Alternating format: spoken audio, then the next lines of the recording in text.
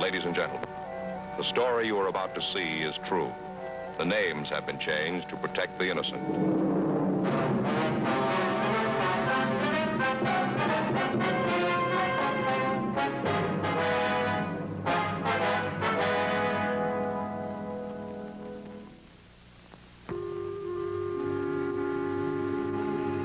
This is the city.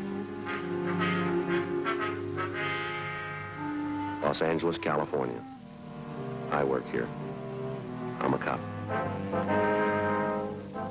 It was December 31st, New Year's Eve. It was cold in Los Angeles. We were working the night watch out of homicide, special duty. My partner's Frank Smith. The boss is Captain Lorman. My name's Friday. It was New Year's Eve. All available men were ordered to be on duty. It was a big night for some of the people.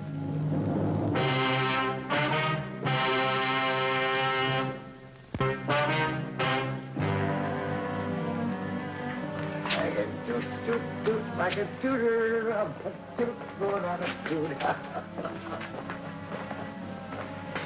Oh, boy.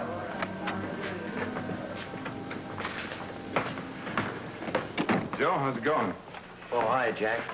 Pretty busy. How's it outside? Cold. Not enough to keep people at home, though. Rough night, huh? Looks like a wild one. Been keeping the complaint board busy. Seems bigger than last New Year's. You're on with Frank and me tonight, is that right? Mm-hmm. Thought I was going to have it off. Wife had a little house party planned and everything. That's too bad. Maybe next time, huh? That's what I said last New Year's. Where's Frank? Just passed him down the hall a minute ago. Said he'd be right back. Yeah. Anything in the book? Oh, I almost forgot. Lloyd Hopper called. He's having a little party out at his house. He wants us to drop around when we get off. Said he'd call us back. Hi, I just tagged by communications. The switchboard's lit up like a Christmas tree. They're sure doing a lot of business. Yeah, Joe was telling me. Just like last year, they're sure starting off strong. Yeah, 415s, 4127s. Calls coming in by the dozen. You know, I'd like to see it just once. People celebrating New Year's without tearing up half the town. I'll get it. Homicide, McCready. Oh, yeah, Lloyd. Uh-huh. Joe just mentioned it. Well, we'll try and make it. You know how things are tonight. Yeah, okay. Thank you. Lloyd Hopper on his way home. Says he sure hopes we can make it if we get off early. Not much chance of that. Yeah. I guess you can't tell. We might get a break. I don't know. Crowds are starting in pretty early. Good chance they'll break and go home right after midnight. That should get us off early. Yeah. That was the idea last year, wasn't it, Frank? Yeah. What time did you get off? 6 a.m. It's just like I told you. He threw the bottle right at me. He threw it right at my face. I thought he was going to hit me over the head.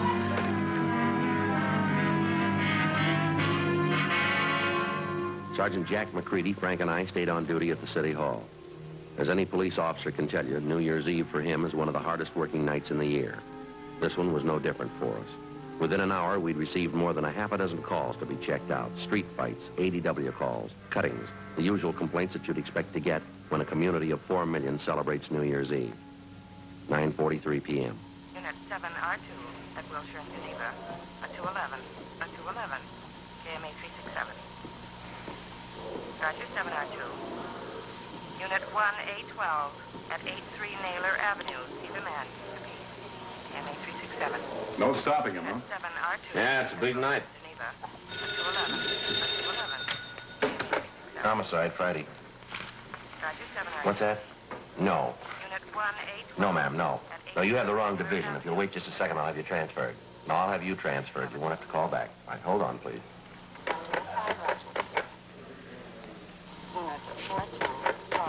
Hello. Could you give this call to 2511, please?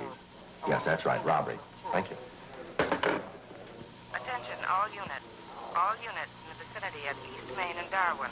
An officer needs help. Code 2. Sounds like somebody's got trouble, huh? Yeah. All units in the vicinity at East Main and Darwin. An officer needs help. Code 2. KMA 367. I feel for those guys. We were on that detail last year, you know. Yeah. Well, at least it's still code 2. You got a cigarette? Yeah. I'm sorry, Frank. Joe? Yeah. Got a cigarette? Yeah. Here you go.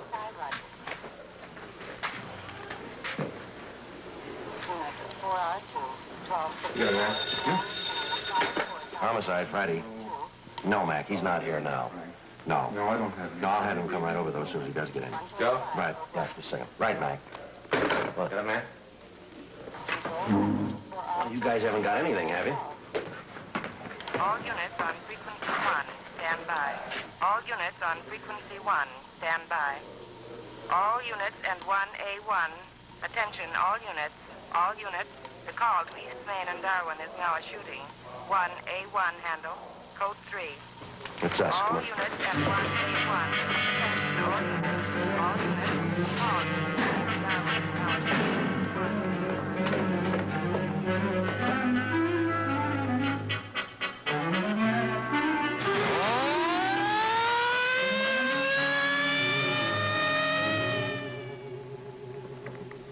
Let us through, please. Can we get through here, please? Let us through, please. Side. Frank. No. It's Lloyd Hopper. Man, he's dead. His full name was Lloyd Nicholas Hopper, badge number 7501. He was one of the veteran officers in Central Homicide. He'd been shot twice at the base of his skull. There were 4 more bullet wounds in his back. Frank got to a phone, called Homicide, and told them what had happened.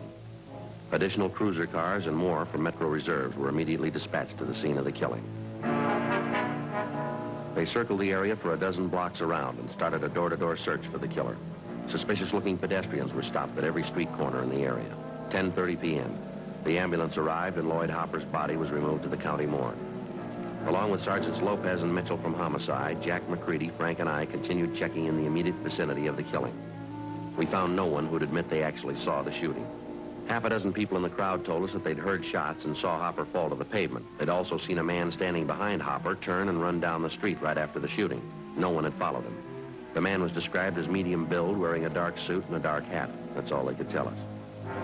With a possible description of the suspect, more men and cars were brought into the search for Hopper's assailant. 11:25 p.m. Frank and I met Jack McCready back at the office. Hi, Jack. You got anything? Checked out every store in the neighborhood that was open, not much. How about you? Pretty thin. Lopez and Mitchell turned up a newsboy. He told him he saw a guy in a dark suit running down the street. Yeah. Thought he saw the guy come out of that bar out there. We heard that too, Jack. We talked to the bartender. He doesn't recall the man. Oh, almost forgot. Mrs. Hopper's been calling in. Wants to know where her husband is. Oh, yeah. I asked personnel to hold off notifying her. Thought maybe you fellas would want to tell her. You knew Hopper pretty well, didn't you? Yeah, long time. Family man? 3 kids. No. If you fellas don't want to tell her, I'll call personnel back. They can do it. It's all right. We'll tell her.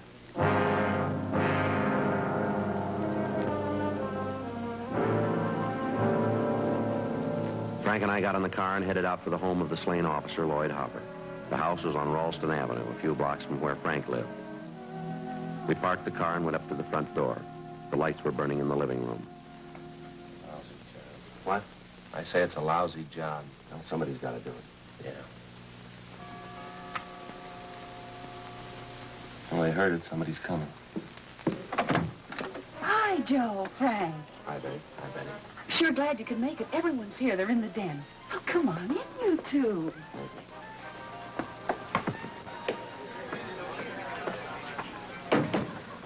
I'm still waiting for that wandering husband of mine. If he's not here by midnight, he's going to be in the doghouse for sure. Here, can I take your hats? No, thanks, Betty. We'd like to talk to you. Well, what's the matter? Can't you stay long? Not too long, no. Oh, that's too bad. Here, can I get you something? No, thanks. Nothing. Have either one of you seen Lloyd? That's what we wanted to talk to you about, Betty. What? Would you like to sit down? What is it, Joe? Tell me. Well, he had an accident. Where is he? I want to see him.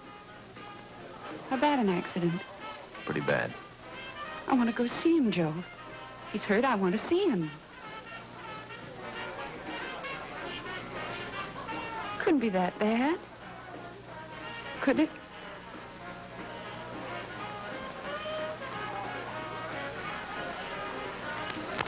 Yeah.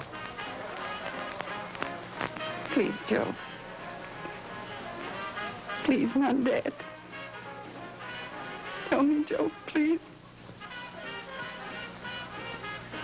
I'm sorry. Thank God.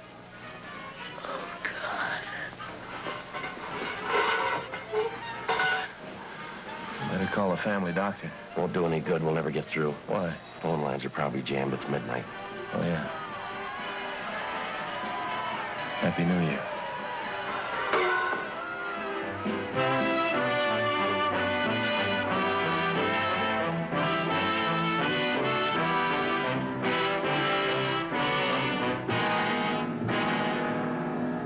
A.m. We finally got a hold of the Hopper's family doctor, and he told us he'd be over as quickly as possible. One of Betty Hopper's relatives at the party said she'd look after things until the doctor arrived. Frank and I left the house and drove back to the scene of the murder. The house-to-house check of the entire area was still going on. No trace of the killer. 1:30 a.m. Traffic began thinning out. The street crowds disappeared. 2 a.m. The search went on. A little before 2:30, a patrolman on foot located a taxicab driver in the neighborhood who claimed that he'd seen a man answering the killer's description just after the shooting. Frank and I went down the street to talk to the cab driver. Glad to pass along for whatever it's worth, officers. Happened a minute or two before I picked up my last fare. What time was that, you remember? There's no remembering about it. I got the waybill. 9:48 p.m. I was parked down the street, same old stand, picked up a fare, took him down to North Main to tell her, then I came back here. Cab broke down. I've been waiting for the repair truck ever since. Well, just what was it that happened before you picked up that fare here at 9:48, is that right? Yeah, 9:48. It was a minute or two before that. I was parked down the street. This guy comes running through the crowd. He was really running, too. Yeah, go ahead. He was almost past me when all of a sudden he turns around and stops and looks at me. I figured he wanted a cab, so I opened the door for him. He said, never mind, or something like that, and tore off down the street. Maybe he was goofed up or something. I don't know. Can you remember what he looked like? Kind of like your build, I guess. Medium. Wore a hat, dark suit. Did you get a look at his face? Yeah, it was about 28, 30, dark complexion. Anything else you remember about him? Nah, not for sure. Didn't look any different from 100 other moochies that hang around this neighborhood. Nothing else you remember about this man that you think might help us, huh? Nah, you got it all, Sergeant. Just that he acted a little queer, that's all. Goofed up, probably. Did you see which way he went when he took off? Yeah, right down the street that way. Lost himself in the crowd. I couldn't be bothered. Uh-huh. How about when he came running down the street toward you? You happen to notice where he came from? Matter of fact, yeah. I was right after I heard those shots. Of course, I didn't know there were shots then. Yeah. Looked to me like it came out of the joint right near where the cop was shot. Which joint is that? This one right here, the, 228 Club.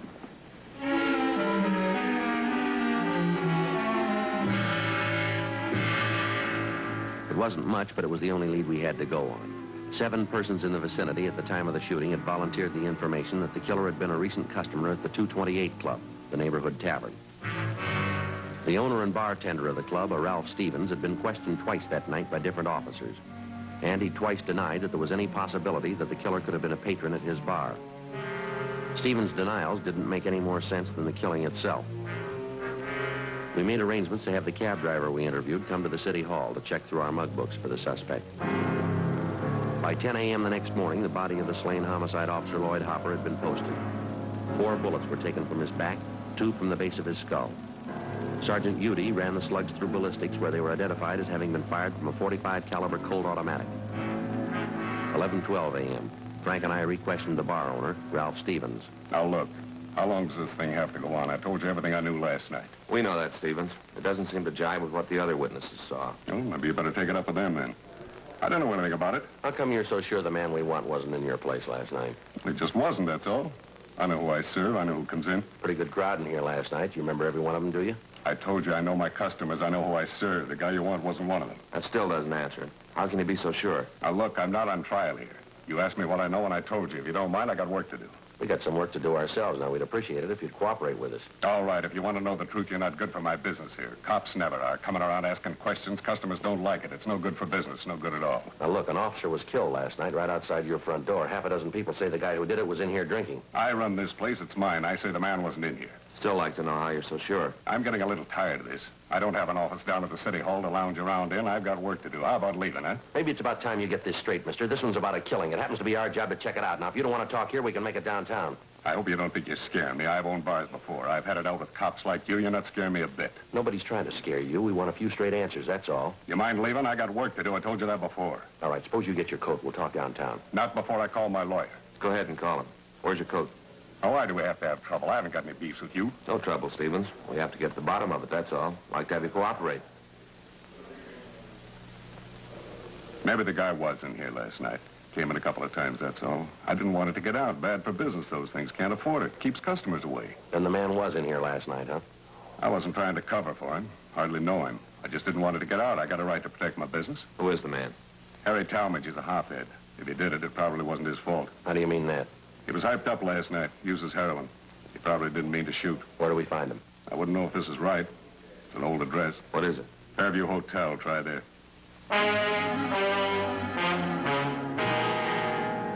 We got in touch with Sergeants McCready and Lopez from Homicide. They drove downtown to check at the Fairview Hotel for the suspect. 11:58 a.m. Jack McCready called us back. Yeah, Jack. Mm-hmm. Yeah, that's right. The Fairview Hotel on South Grand. Yeah, huh? What do you have to say? Yeah. Oh. Yeah, well, that's the way it goes. Right. Okay, Jack. Yeah, no, we'll check you later. Right. Bye. How about it? When we checked out the hotel, we talked to the desk clerk. Talmadge there? He was. Yeah. Checked out 2 months ago, no leads.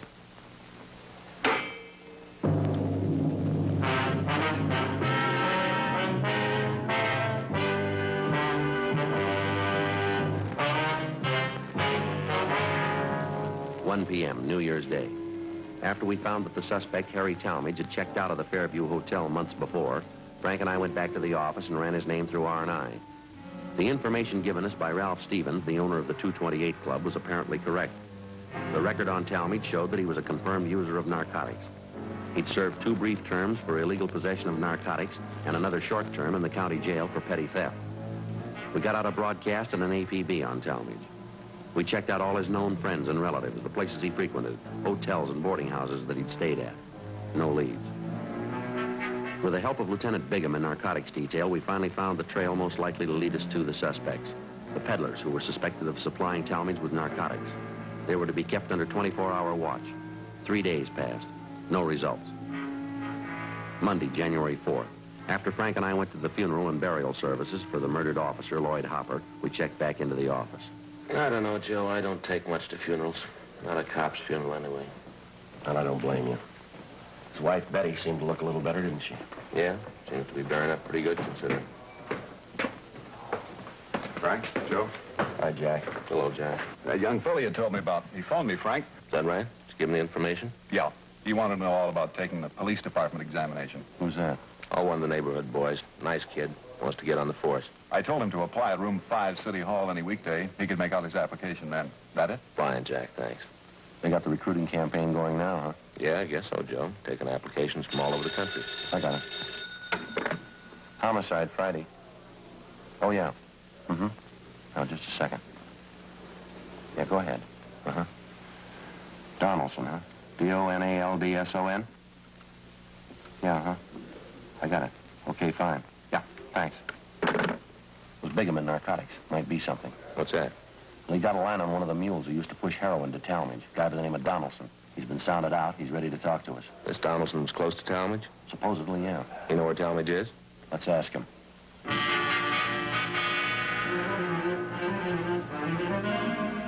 Frank and I left the office and drove to the address on South Alameda where Donaldson, a friend of the murder suspect, was supposed to be staying.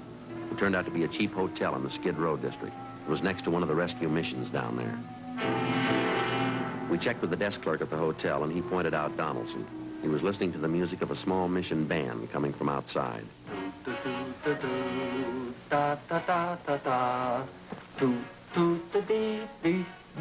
Excuse me. Excuse me. Yes? Your name Donaldson? Yes. We're police officers. This is Frank Smith. My name's Friday. Surely. Isn't that nice, Sergeant? Music from the mission. Sure do like it. I even go over and listen to the sermons. Do me a lot of good, especially the drum. I understand you're not pushing junk anymore, Donaldson, that right? Call me Biggs. Name's really John, but everybody calls me Biggs. No, I hadn't been pushing junk, not for months, all through with it. When's the last time you saw Harry Talmadge? A couple of weeks ago. I'm not much for Harry anymore. Like I say, I've been spending a lot of time at the mission. Hearing the sermons changes the way a fella does things, you know. Reason I moved in here close. Yeah. The man's got to turn good sometime during his life. I figure it's time I start living by the word. Hey, that's nice music, isn't it? Yeah. Do you have any idea where we might find Talmadge now? I might have a few ideas on it. I don't know. Say, I guess neither one of you fellas use snuff. No. No, thanks. Don't bother you, does it? I know the last boarding house Harry stayed at, if that'll help any.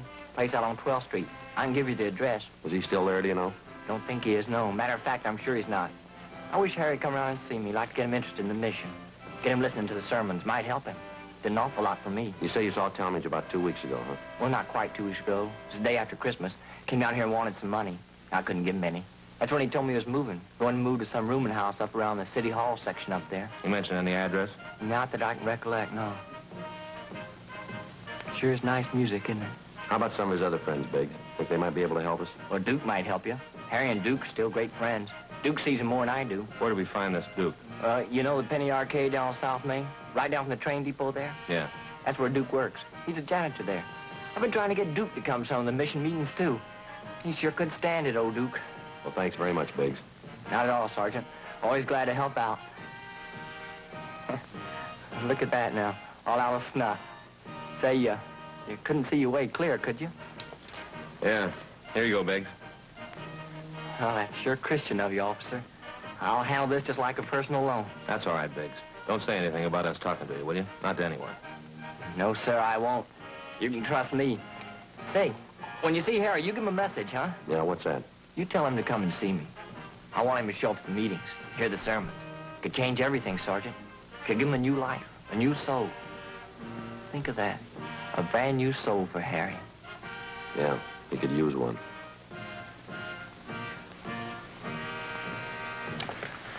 Don don don don don don don don don don don don.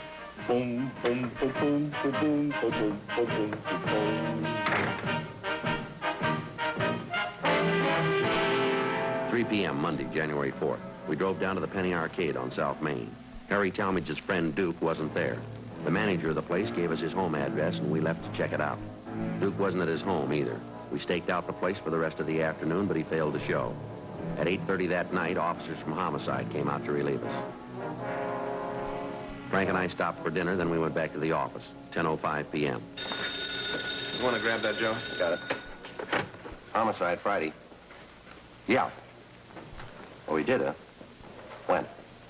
Uh-huh. Did he say anything? Yeah. All right, wait a minute. Okay, go ahead. 1727. It's west. Right, I got it. Apartment 3. Okay. Right. Okay, right away. Anything? Duke just came home. They talked to him. They get anything? Talmadge's address. Yeah. Duke says he's there now.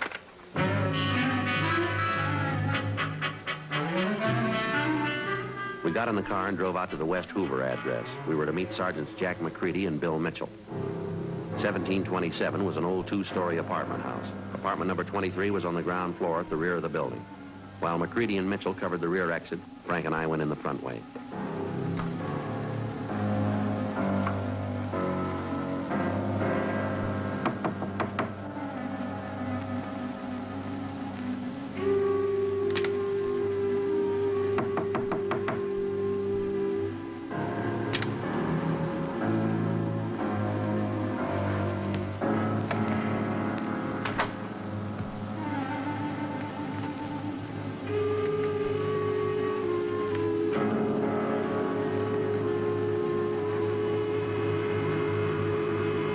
Don't move, cop. I'm going to kill you. Come on. You're... Get up. You're a cop. Get your hand down.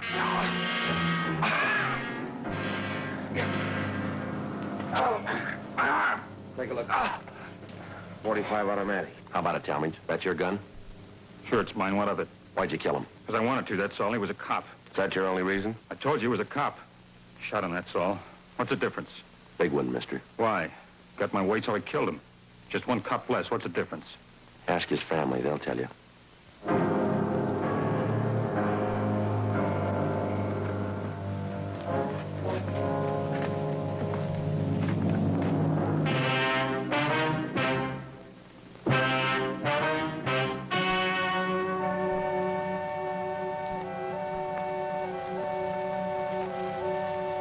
On March 26th, trial was held in Department 92, Superior Court of the State of California, in and for the County of Los Angeles.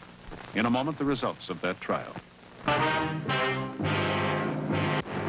The suspect was tried and convicted of manslaughter, which is punishable by imprisonment in the state penitentiary for a period not to exceed 10 years.